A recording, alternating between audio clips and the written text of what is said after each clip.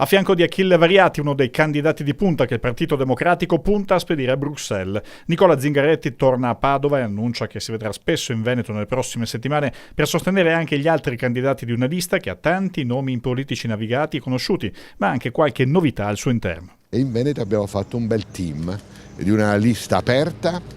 Io sono molto contento di poter dire che un terzo dei candidati proviene dalla società civile, non sono iscritti, che molti capolista non sono membri del Partito Democratico, ma non perché non ne abbiamo, ma perché ora è tempo di pensare al bene delle persone e di unire chi può dare una mano.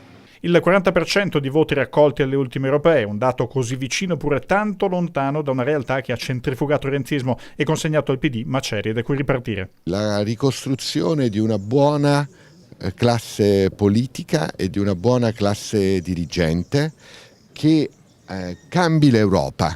Vedete, Salvini, la Lega sostiene i nazionalisti europei, ma i nazionalisti per loro definizione sono contro i nostri interessi perché difendono le loro nazioni.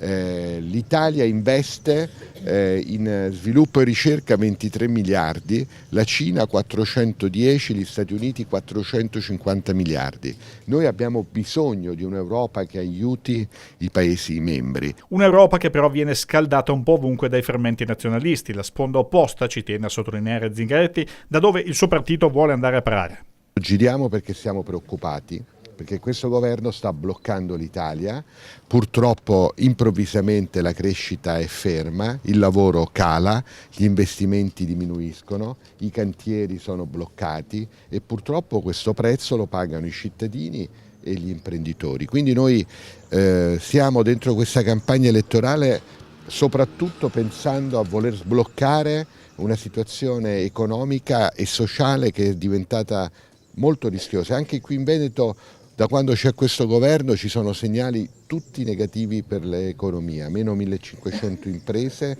nel 2018, c'è un aumento dell'8% degli scioglimenti e delle liquidazioni delle imprese, franano anche qui gli ordinativi, in Italia almeno 7% di fatturato e quindi penso sia giusto dare un segnale molto chiaro che questa politica economica non va, ma soprattutto che c'è un'alternativa.